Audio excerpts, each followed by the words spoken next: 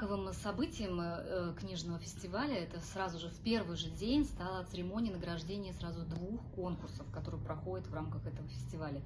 Это церемония награждения конкурса «Лучшие книги года 2021» и «Лучшее региональное издание». И нам вдвойне приятно, что сразу три книги, вот здесь вот, кстати, я их как раз представляю, стали победителями этого конкурса. В конкурсе «Лучшие книги года 2021» в номинации «Лучшая книга о российских регионах» победителем стала книга «Как жили татары в средние века. Истории повседневности». Ну, название говорит само за себя. Книга просто удивительно богато иллюстрирована, да, вот здесь вот, если каждый раздел смотреть, то здесь и фотографии, какие-то исторические тоже фотографии, да, и художественное произведение. В общем-то, книга на каждой странице, она насыщена очень полезной информацией. Это абсолютно свежайшее издание, вышло в 2021 году. Я несколько слов скажу об этом конкурсе. Этот конкурс проводится Ассоциацией книгоиздателей России. Туда входит достаточно солидное такое жюри, эксперты в этой области. Огромное количество книг ежегодно поступает на этот конкурс, и вот выбираются, как говорится, лучшие из лучших.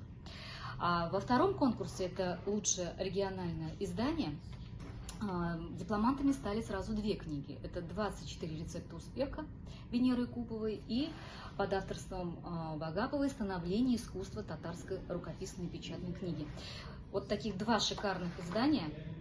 Это альбом, полиграфия тоже очень такая качественная, да, и тоже приводится,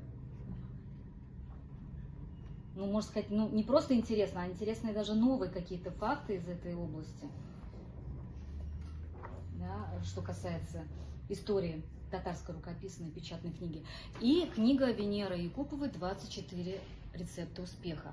Название очень такое, в хорошем смысле, кричащее, да, потому что каждое интервью с этим в этой книге, а интервью здесь бралось с очень известными людьми, как России, так и Татарстана, и здесь каждый эксперт делится именно своим рецептом успеха. И сейчас, в наше время, я думаю, эта вот книга, она, можно сказать, настольная, а еще мало того, что эта книга может стать шикарным подарком. Например, для кого-то в честь дня рождения или еще какой-то знаковой даты.